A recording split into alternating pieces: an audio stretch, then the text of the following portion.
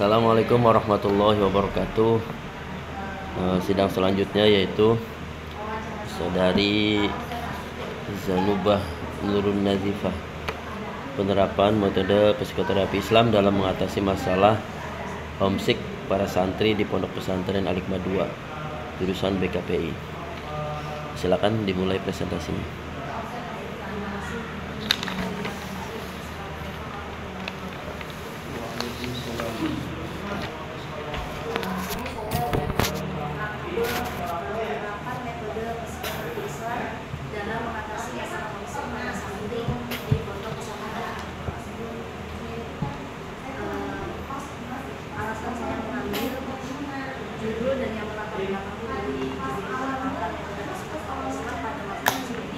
Adanya permasalahan pada santri yang mengalami homesick pada lingkungan Pondok Pesantren Al-Hikmah 2, dan pada musyawarah masalah ini yaitu ingin mengetahui bagaimana penerapan metode psikoterapi Islam ketika mengatasi homesick para santri, dan juga ingin mengetahui bagaimana sih kendala dan solusinya ketika penerapan metode psikoterapi Islam pada homesick tersebut.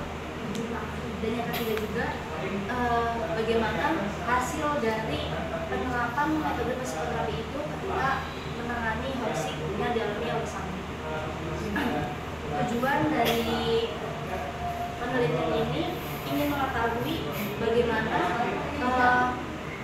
pengasuh yang ada di Pondok Pesantren Al-Hikmah 2 ini ketika menggunakan metode psikoterapi Islam untuk menangani masalah homesick yang dialami oleh santri.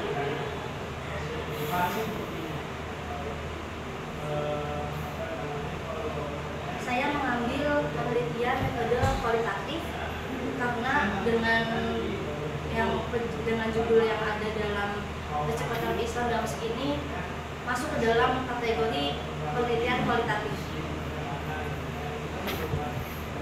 Lalu hasil dari penelitian tersebut, yang pertama dari masalah pertama, bagaimana hasil metode psikoterapi Islam dalam menangani masalah homesick. Dari narasumber pertama yaitu oleh pengasuh Pondok Pesantren Al-Hikmah 2, yaitu Kiai Salman Al-Farisi, mengatakan bahwa ketika menerapkan metode psikoterapi Islam pada santri ini yaitu menggunakan secara dohir dan latin. Secara dohirnya itu secara dohir dan latinnya itu Kiai memberikan air doa kepada santri, karena itu salah satu metode cara kita berserah kepada Allah dan mempercayainya adanya Allah untuk memberikan air doa tersebut kepada santri. Namun tidak hanya itu, tetapi aktivitas yang ada di pondok pesantren itu juga yang bisa menyembuhkan homesick yang dialami oleh santri, seperti adanya pengajian kitab kuning, adanya sholat berjamaah, lalu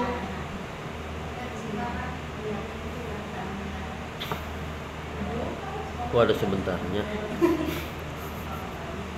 Udah disiapin PowerPoint-nya. seperti membaca Al-Quran, membaca kitab kuning, sholat berjamaah, puasa, doa dan munajat, dan juga berzikir. Dari hal tersebut itu adalah aktivitas yang ada di Pondok Pesantren Al-Hikmah 2 yang salah satunya juga yang bisa menyembuhkan homesick yang dialami oleh santri. Lalu dari narasumber yang kedua, salah satu santri yang mengalami homesick juga mengatakan bahwa penerapan metode yang diberikan oleh pengasuh, kiai, ataupun yang ada di sekeliling pesantren atau seperti pondoknya juga sangat mendukung ketika santri tersebut mengalami homesick. Tidak hanya air doa saja yang membantu untuk mengobati homesick, tetapi juga dari aktivitas yang ada di pondok pesantren juga sangat membantu, dan bimbingan dari senior-senioritas yang ada di pondok pesantren juga sangat membantu ketika mengalami homesick yang dialami oleh santri. Lalu pada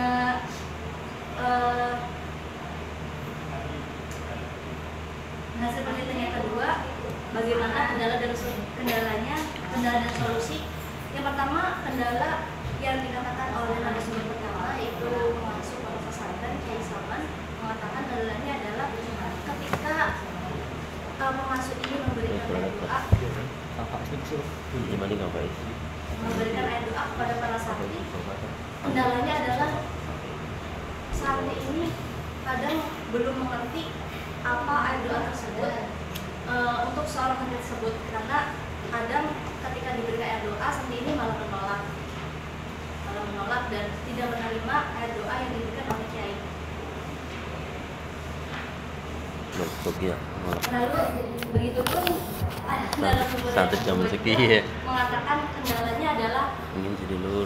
Santri mengalami kendala ketika mengalami homesick ini sangat sulit menerima lingkungan yang baru, sangat sulit menerima keadaan yang baru, dan mengatasi masalah homesicknya seperti santri ini mengalami kerinduan pada rumah, teringat dengan keluarga yang ada di rumah dan teman-teman yang ada di rumah, sangat sulit menerima lingkungan baru dan beradaptasi pada lingkungan yang baru. Lalu solusi pada penerapan metode psikoterapi Islam ini, Kiai Salman juga memberikan penjelasan bahwa solusinya adalah ketika memberikan penerapan metode psikoterapi Islam, salah satunya yaitu adalah air doa, maka Kiai Salman ini ketika memberikan doa memberikannya secara diam-diam kepada wali santri supaya santri yang akan diberikan air doa tersebut yang belum mengenal air doa itu apa mampu menerima air doa tersebut untuk mau mengobati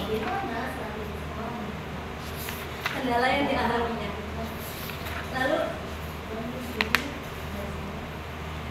tidak hanya memberikan air doa secara diam-diam, namun Kiai Salman juga memberikan arahan kepada wali santri ketika sebelum memasukkan anaknya kembali ke dalam pesantren harus diberikan afirmasi dari sebelum berniat pemondokan.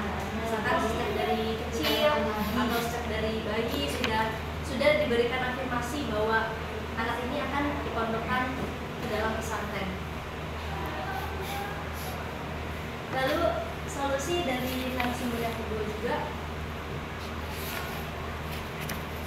menjelaskan bahwa solusinya dari narasumber yang kedua dan ketiga juga dari psikoterapi yang diberikan pengasuh itu menerima dan tetap mengikuti apa yang sudah dianjurkan oleh pengasuh tersebut seperti doa dan juga mengikuti menjalankan aktivitas yang ada di pondok pesantren seperti mengaji kitab kuning, mengaji Al-Quran, membaca Al-Quran, berpuasa, doa dan munajat, berzikir dan sebagainya. Meskipun yang dialami oleh santri ini mungkin berat untuk menerima lingkungan yang baru dan harus mengikuti aktivitas yang baru yang biasanya di rumah sangat berbeda, jauh berbeda dengan yang ada di pondok pesantren. Lalu yang terakhir, hasil dari penerapan metode psikoterapi Islam. Hasil dari penerapan metode psikoterapi Islam yang diberikan dari pengasuh kepada santri yang mengalami homesick. Yang pertama dari air doa itu, menurut Kiai Salman bahwa air doa itu sangat manjur, sangat berhasil untuk mengatasi masalah homesick yang dialami oleh santri. Begitu juga pada narasumber yang kedua dan ketiga juga memberikan pernyataan bahwa air doa dan segala aktivitas yang ada di pondok pesantren ini sangat berhasil sekali dan sangat merasakan keefektifan yang diberikan pengobatan oleh pengasuh tersebut. Mungkin itu saja bisa saya sampaikan. Kurang lebihnya mohon maaf, masih banyak kekurangan dan dari penjelasannya mungkin sangat-sangat kurang jelas. Mohon maaf karena sedikit memor Pak. Terima kasih. Assalamualaikum warahmatullahi wabarakatuh. Waalaikumsalam.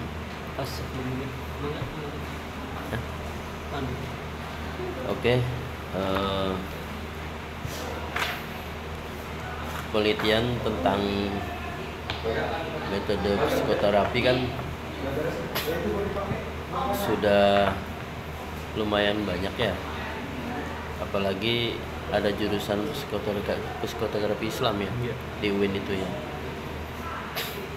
Yang membedakan penelitian Zanuba dengan penelitian yang lain itu apa? Spesialnya tuh. Kalau apa namanya, kalau di yang lain, kalau bukan dari yang lain itu psikoterapinya mungkin yang membedakannya dari cara metodenya Pak. Kalau di Zanuba itu satunya doa ya, itu dari doa yang disebutkan oleh Kiai.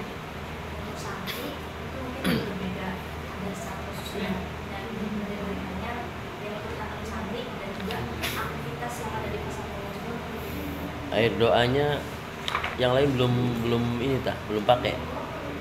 Peneliti sebelumnya belum pakai air doa itu. Belum tah. Karena Benar. yang membedakan dari penelitian psikoterapi itu air doanya Pak. Karena dari itu kan ingin mengetahui seberapa efektifnya sih air doa yang diberikan Kiai pada santri yang mengalami. Berarti fokusnya air doa ya, untuk apa? Mengakademiskan Iya, karena kalau di air doa. karena Ya. kalau di penelitian yang satu kan mungkin doanya seperti ketika sholat berjamaah berdoa bersama, namun psikoterapi yang diberikan Kiai tersebut itu doanya itu ada doa dan juga doanya ketika berjamaah. Oke. Homesick itu apa saja karakteristiknya? Kalau soal homesick itu sebenarnya pada rumah, mengalami kehidupan pada rumah, memastikan diri sulit beradaptasi dengan orang baru, sulit berkomunikasi dengan lawan jenis yang baru, dan juga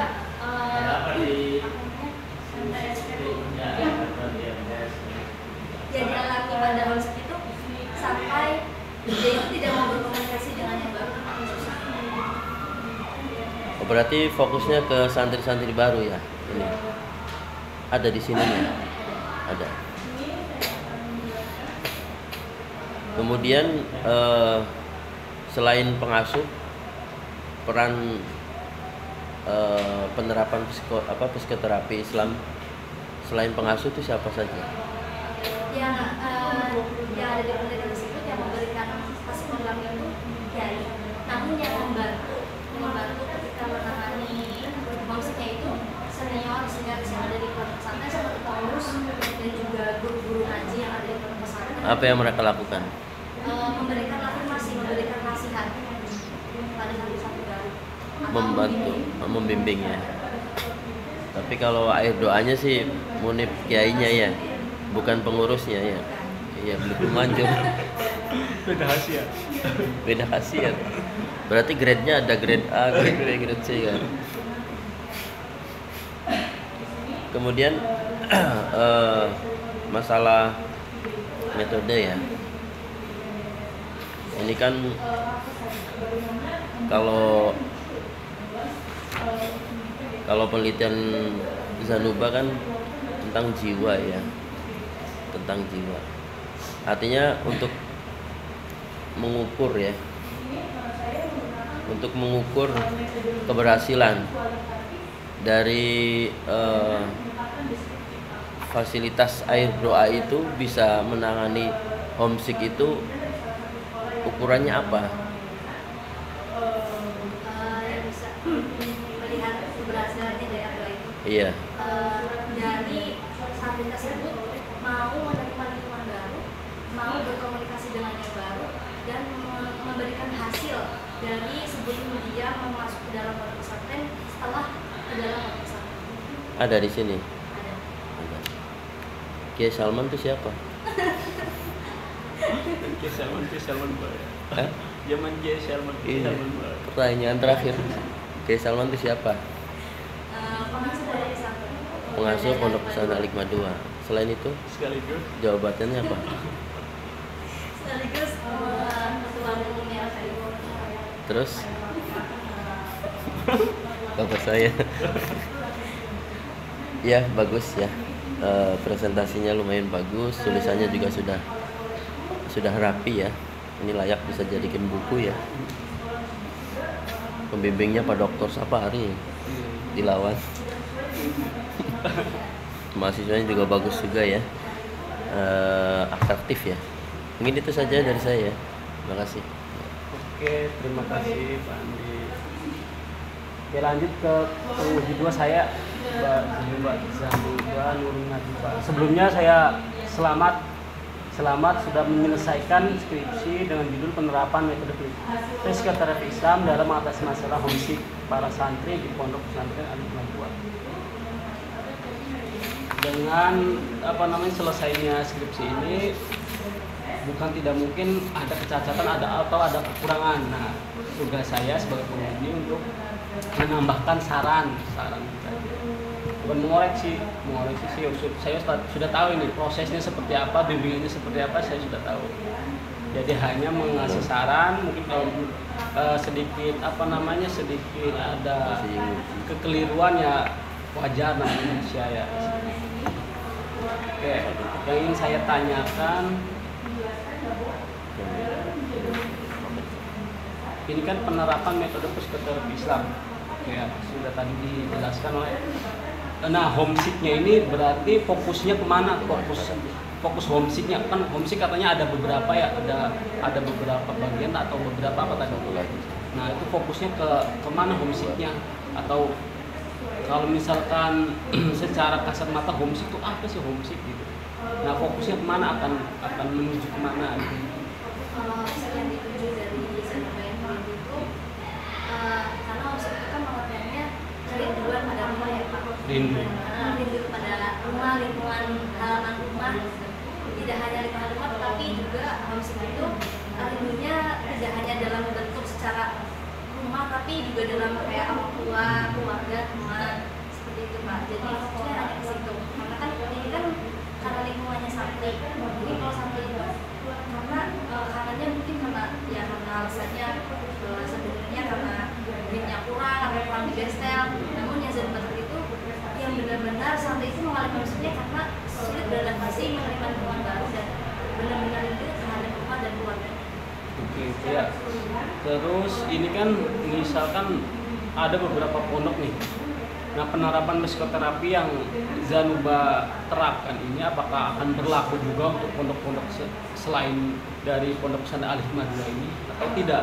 Dan apa yang menjaminnya kalau misalkan bisa berlaku juga untuk pondok-pondok selain ini?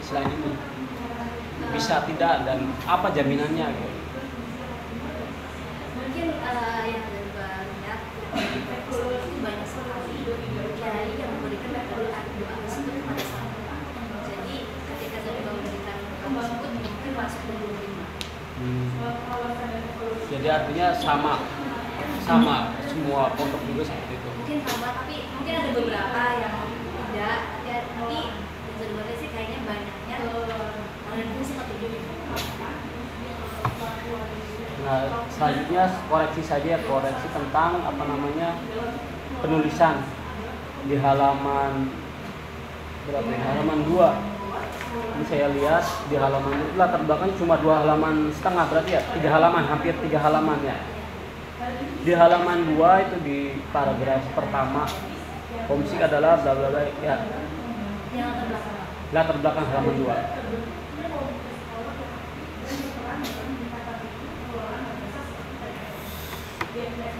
Nah, itu kan di homesick adalah terus titik itu berdasarkan prastama. Nggak tahu prastama itu apa, buku atau skripsi ini ya, pokoknya itulah karyanya prastama ya. Nah, yang saya sarankan kasih kalimat penjelas, artinya jangan berdiri sendiri satu kalimat. Ini kan satu kalimat ya, ya tidak, satu paragraf cuma satu kalimat, betul tidak? Nah, di halaman 2 tadi homesick ada. Nah, saya sarankan iya sampai prastama titik kan, terus ganti paragraf baru. Nah, saya sarankan sih ada kalimat penjelasnya di situ, di paragraf homesick adalah kondisi dan seterusnya. Ada kalimat penjelas. Ya, ada kalimat penjelas 2 atau 3 lah. Kan kalau namanya paragraf itu kan terdiri dari kalimat utama dan kalimat penjelas. Ya tidak. mana kalimat utama, mana kalimat masa cuma satu, ya kan tidak. Jadi harus ada kalimat penjelasnya. Kalaupun ini menjadi kalimat utamanya, gitu ya. Terus kalau misalkan ini sih mungkin typo saja atau salah ketik, kalau di terus dilanjutkan dengan kata tempat itu dipisah ya, misalkan di sekitar, nah itu kan dipisah, ya enggak. Saya menemukan banyak di sini tapi tidak dipisah. Di pesantren dan seterusnya. Oke, lanjut ya. Nah, terus di halaman terakhir, di latar belakang, halaman terakhir, paragraf terakhir di latar belakang itu tahu-tahu ada kata atau ada yang menjelaskan tentang pondok pesantren Al-Hikmah, sedangkan di kalimat-kalimat sebelumnya kan belum ada tuh, belum ada. Nah, tahu-tahu santri-santri di pondok pesantren Al-Hikmah, loh kok langsung santri-santri di pondok Al-Hikmah 2. Artinya harus ada apa ya namanya, narasi yang mengarah ke situ dulu, ada pembukaannya dulu, misalkan di latar belakang yang artinya pra-penelitian dulu lah, pra-penelitian atau narasi yang menunjukkan bahwa penelitian ini akan diteliti di pondok pesantren Al-Hikmah. Santri-santri di pondok Al-Hikmah bla bla bla, terus dijelaskannya tuh. Jangan tahu-tahu ada kata pondok pesantren Al-Hikmah. Ya, ditambahin satu paragraf atau satu atau dua paragraf di atasnya. Yang sebelumnya itu belum masuk, Pak. Iya, mana? Yang ini yang teori objek sistematis, tapi belum masuk ke yang terakhir. Belum. Artinya ditambahkan saja, ditambahkan. Nih, yang saya janggal tuh kenapa langsung menyebutkan pondok pesantren Al-Hikmah gitu, tanpa adanya kalimat satu atau dua kalimat yang menuju ke situ dulu, dan ditambahkan saja satu paragraf. Ya. Pendatang baru di pesantren sering mengalami. Pendatang baru di pesantren sering mengalami, maksudnya santri nih tuh. Pendatang baru, oh santri baru, oh ya pendatang baru. Takutnya pembaca menyangkanya pendatang penduduk atau masyarakat, ya gitu ya. Ini sedikit aja. Rumusan masalahnya ada 3. Bagaimana penerapan kendala dan hasil penerapan. Oke. Banyak. Terus di halaman 9 coba buka. Di halaman 9 di sistematika penulisan, di situ ada analisis dan pembahasan. Ya tidak. Bab 4 ini kan yang akan ditulis ya di bab 4. Nah, kenapa itu? Analis pengolahan data yang diteliti dan pembahasan mengenai pengaruh variabel independen terhadap variabel dependen. Kok pengaruh? Di sini kan bukan pengaruh. Judulnya kan bukan pengaruh.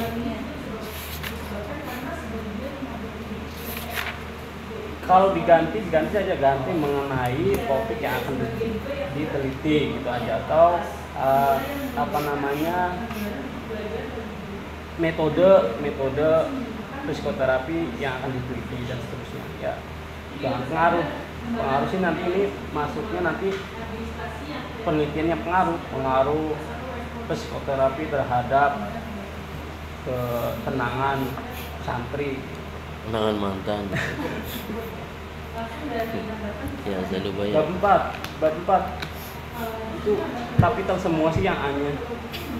Yang A itu jangan kapital semua ya, karena bukan judul bab.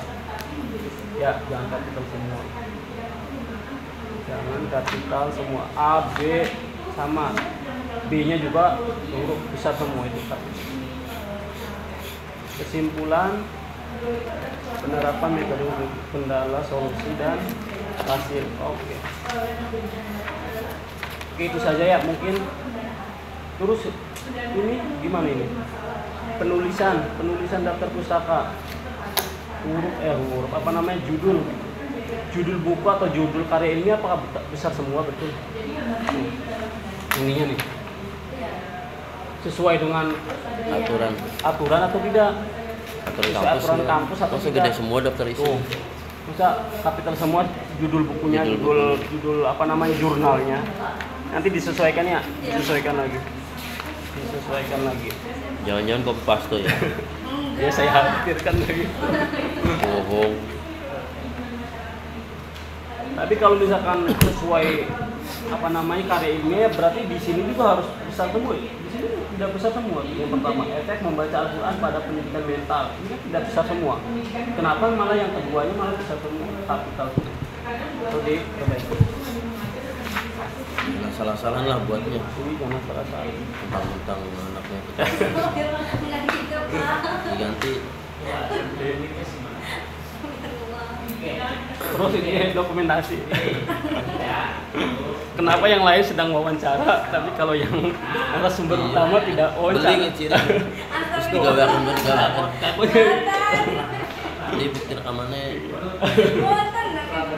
ciri Itu digawakan. ya khawatir kan tidak wawancara. Fotonya juga gitu. Ini bukti wawancara. Tuh yang 2-3 sih wawancara, sedang wawancara tuh ini ada gerakan